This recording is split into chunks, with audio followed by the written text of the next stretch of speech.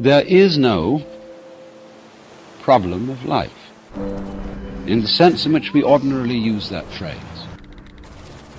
And that seems an almost astounding affront to our common sense. Life not a problem. We see it as nothing but problems. We regard ourselves in a morning, noon, and night struggle to solve the great problem of existence. And for some people this problem is, why does the universe exist? For other people the problem is, how am I going to get enough to eat? And therefore, when you take it at one extreme or the other, who can say that life is not a problem? And yet here is this audacious suggestion that what we are bothering about is a ghost. It's something that isn't really there. One of the characteristics of neurotic behavior, is it's repetitive. The neurotic personality keeps going through unsuccessful life patterns, again and again and again, and nothing seems to be able to stop it. The round, or the rat race, of birth and death, that is to say, of life as we ordinarily live it. Because it is a round, it is a vicious circle, for the reason that we keep trying to solve problems that are not simply overwhelmingly difficult, but problems that are not problems at all. They only look like problems. And so when we tackle, impossible questions, things go round and round and never come out. Now, take, for example, some of the many ghosts which haunt our minds.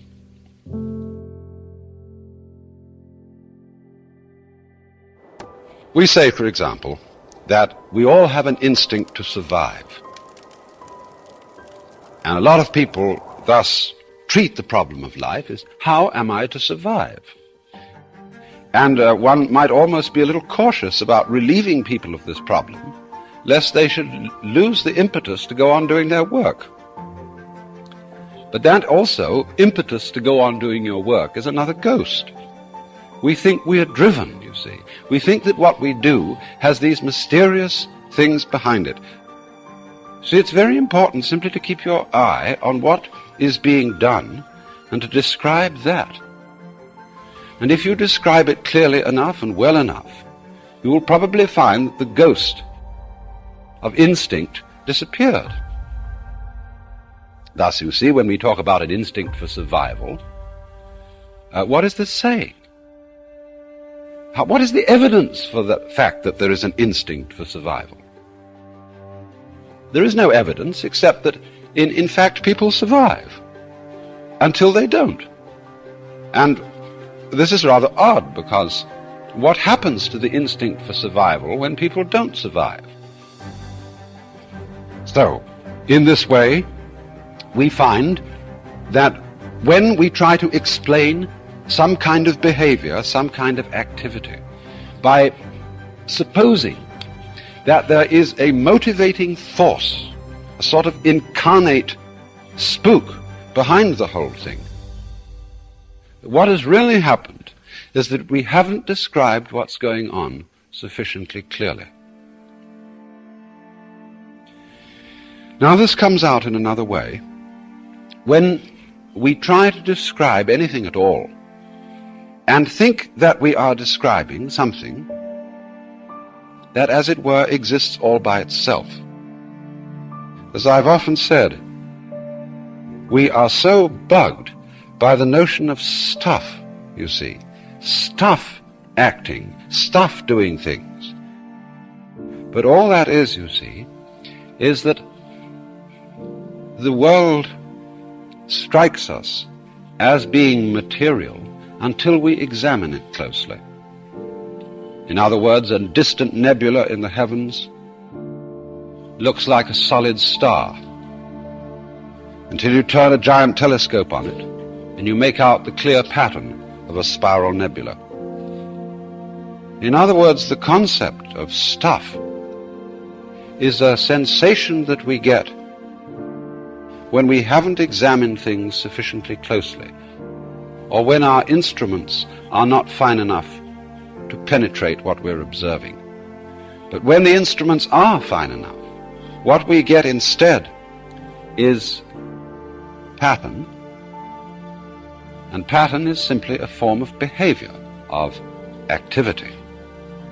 Consider this in another way. Let's go back to the human organism and ask the question, well, what about its shape? How is it that a human organism is contained? All the organs are kept in by the skin. Well, we will describe, of course, the structure of skin and how it is that it holds together.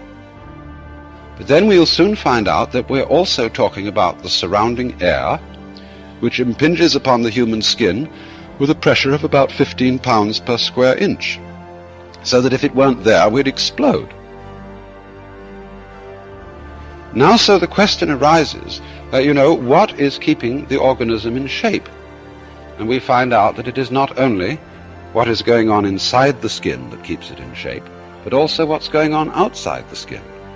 And when we go on to describe this still more carefully, we discover that it isn't quite correct to say that it is the air that is doing this, or that it is the organism that is doing this. We begin to describe instead what Dewey and Bentley, in their very fascinating book, Knowing and the Known, call a transaction.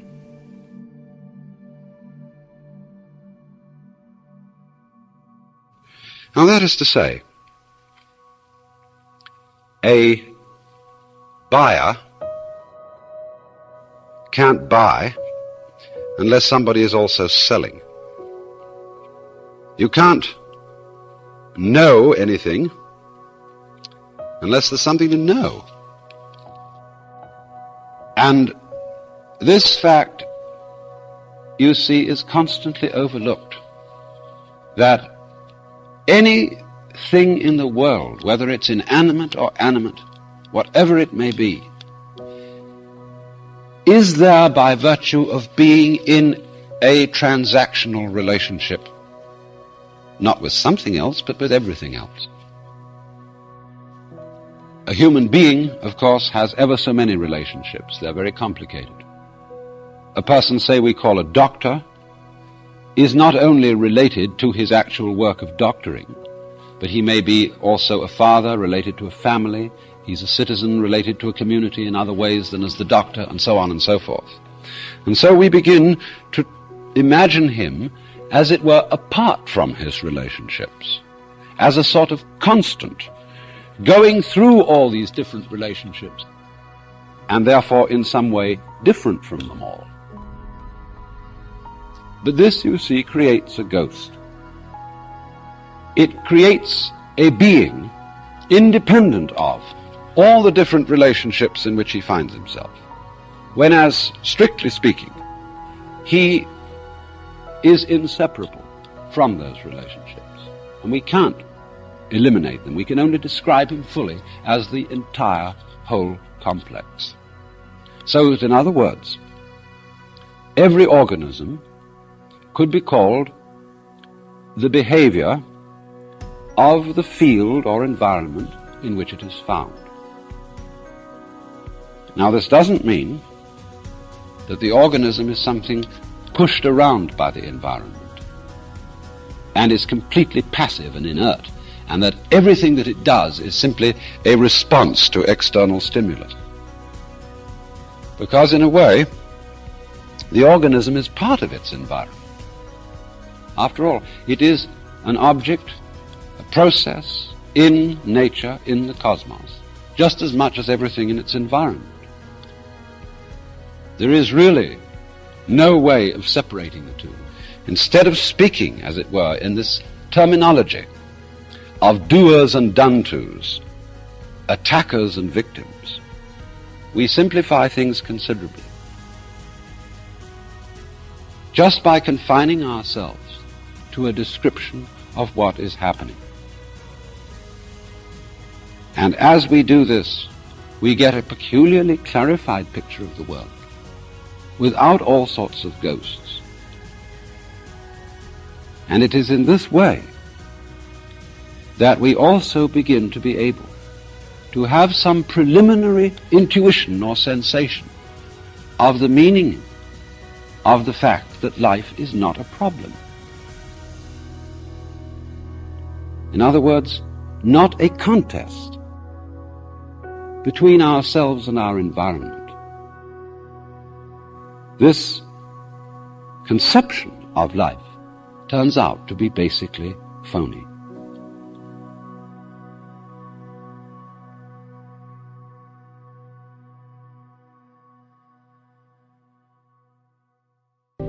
And so you get this philosophical itch.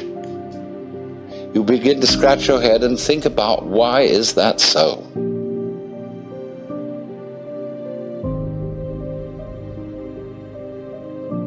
Well, after a while, you realize that's a meaningless question. And you ask, how is it so? Well, that leads you into science and other investigations. So you want to know, what is it?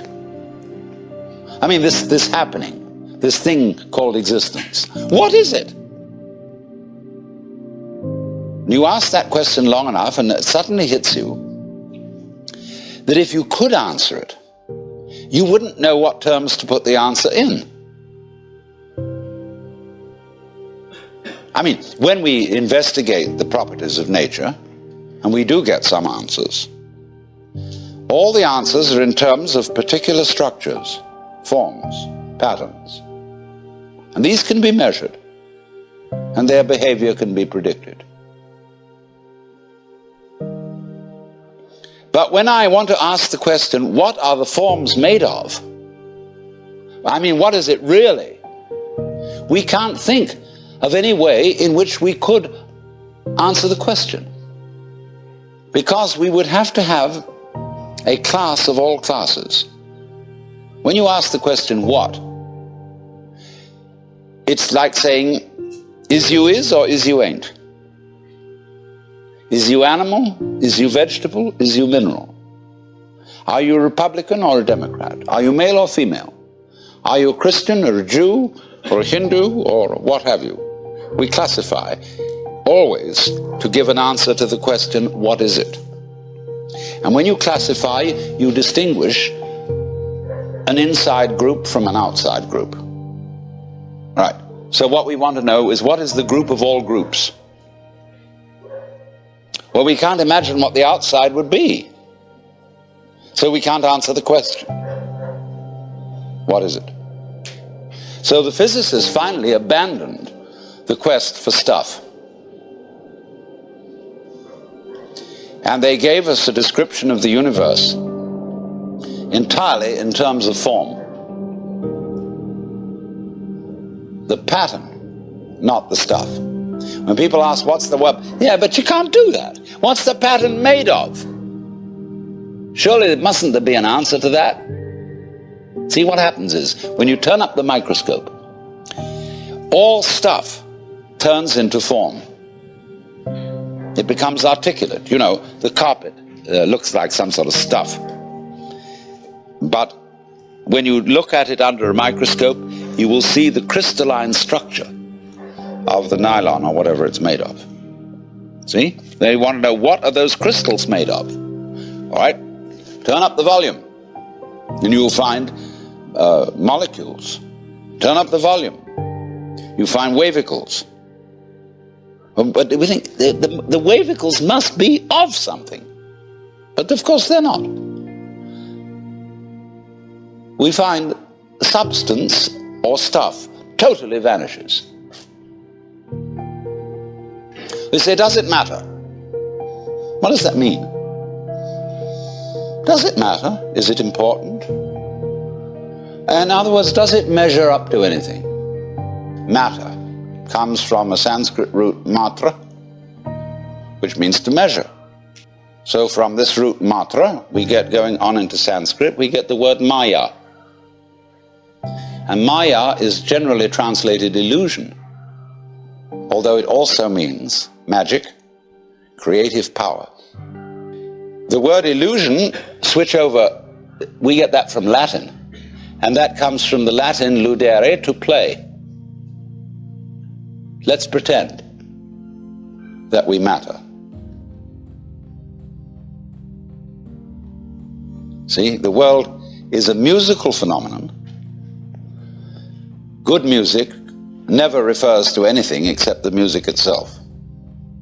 You don't ask Mr. Bach, Mr. Ravi Shankar, what do you mean by this music? What is it intended to express? Listen. That's the meaning. Giraffes are giraffing, trees are treeing, stars are starring, clouds are clouding, rain is raining. And if you don't understand, look at it again. And people are peopling. Wow.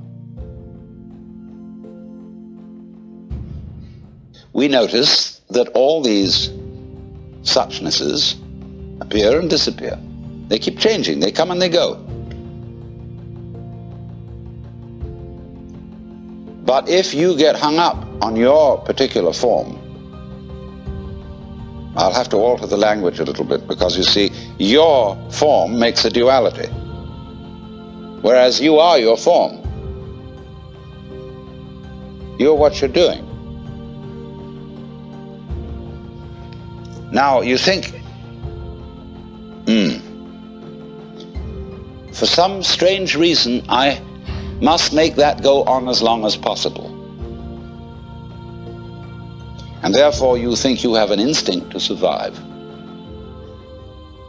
And so the only thing anybody can agree about today, so far as the discussion of ethical and moral problems are concerned, is that we ought to survive. And therefore certain forms of conduct have survival value and certain forms don't. But when you say to yourself, you must go on living, you put yourself in a double bind. Because you said to a process which is essentially spontaneous that it must happen. And the basic form of the double bind, which is imposed upon all children, is you are required to do that which will be acceptable only if you do it voluntarily. So when we say to ourselves, you must go on, the reason is, you see, that we are not living in the eternal now, where reality is. We are always thinking that the satisfaction of life will be coming later. Don't kid yourself. Which is to say,